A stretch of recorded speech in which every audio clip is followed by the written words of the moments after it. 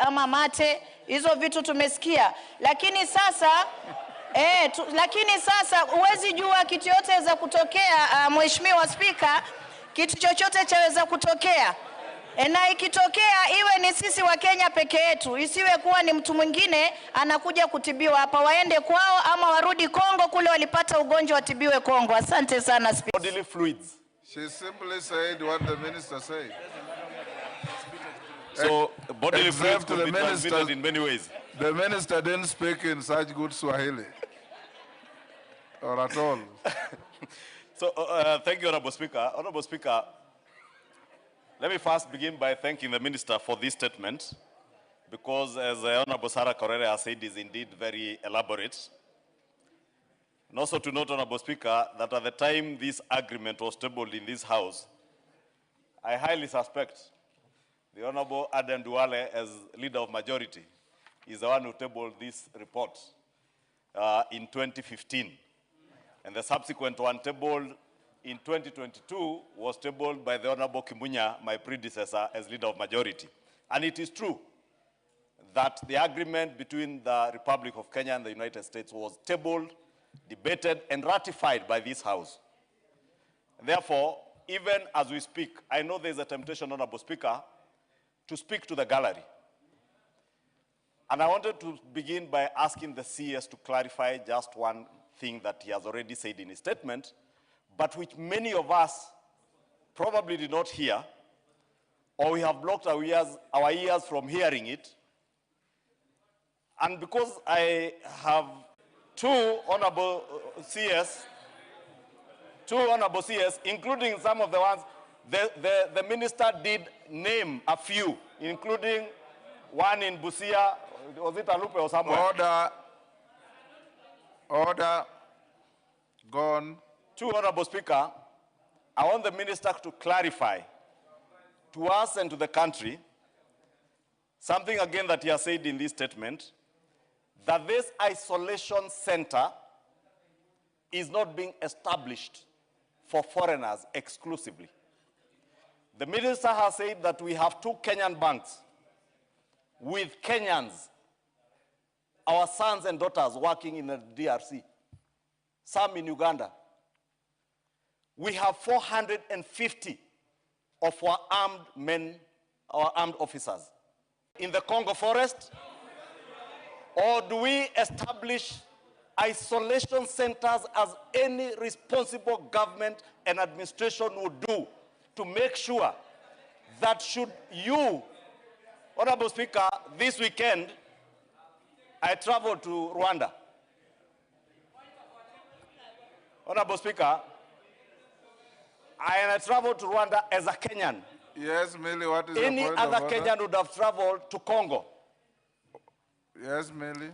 Sorry, Mr. Speaker, I had to interrupt the majority leader, especially now that I'm in leadership of the broad-based.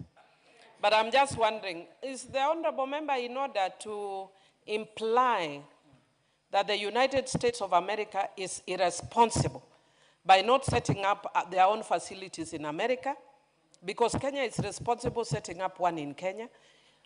Are you in order implying that America is responsible by not setting up in their own country when they are a superpower and we are a minion power?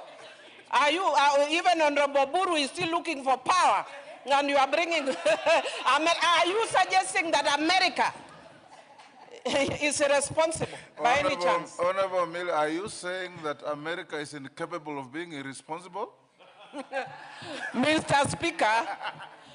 Speaker, I am actually asking for clarification. I am not saying, yes. Mr. Speaker, I plead the Fifth Amendment. I just want to know from the... Okay. Honorable Speaker, in direct response to my sister, Honorable Millie, I am very well versed with our standing orders. I would never allude to the irresponsibility of a friendly nation on the floor of this House. I will not do that. But my point was, Honorable Speaker, back to my point, that as a responsible country, should we or should we not have isolation centers? Because this disease We can't run away from the fact that it is there, and it is there in our neighborhood, in this region. Therefore, the question that I wanted the CS to clarify, Yes. and I'm saying this, Honorable Speaker, deliberately in a leading manner, so that the CS clarifies for us and for the nation, this isolation center, from what I read in his statement, you know, Honorable Speaker, the problem is that members don't listen, like the member for Aldai is making noise and distracting me. And that is why maybe we may have missed some of the issues the CS has said. Because my understanding, and that is the clarification I sought, was that this isolation center is for preparedness, even to cater for Kenyans who may catch the disease, whether it is a staff of KCB, Equity Bank, or one of our armed officers who are working in DRC. Should they catch the disease, for instance, the military, the natural thing would be, if I was the commander-in-chief or the CDF, airlift anyone in an isolated manner to the airbase, to the isolation center there, to be treated there. But a truck driver, Honorable Speaker, who catches the disease in DRC, in Goma, and probably is detected at the Busia border. Is there a facility at the Busia border? Because I have read about the laboratory testing there.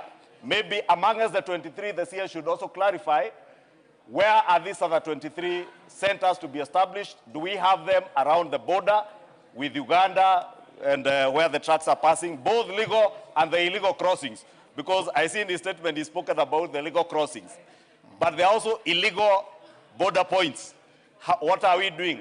Lastly, CS, on your preparedness, you have spoken about the contact tracing. We're at about 100%, 87% on laboratory readiness, rapid response teams at 90%, infection prevention and control at 56%. But you have also told us that we have kits for the first 200 suspected cases. And that is where preparedness comes in, Honorable Speaker, and I hope the CS can tell us, have you then prepared? Because I've also seen your request. You are saying the first 100 cases will cost about 2.686 billion. Is this money already provided for in the budget? Or should we, as we go to the budget process, now factor additional resources for this preparedness for Ebola? Because the first 200, if we learned anything from COVID, to get from 0 to 1,000 cases would take less than 3-4 weeks. Therefore, Honorable Speaker, I will just seek those clarifications. And Honorable Speaker, let me just close by saying this. Ebola is a dangerous disease from what we have seen. But as a country, we must be prepared. And those isolation centers ought to be there, but they cannot be exclusively for others to use without Kenyans. And I think that's the very critical clarification. Because, Honorable Speaker, you know, in closing, this country, as Michael Joseph once told us, we have peculiar habits. Now, as politicians, many of us are very good experts in Ebola. And many Kenyans, almost all Kenyans are experts in Ebola. Let us hear from the experts, including the doctors here. Waziri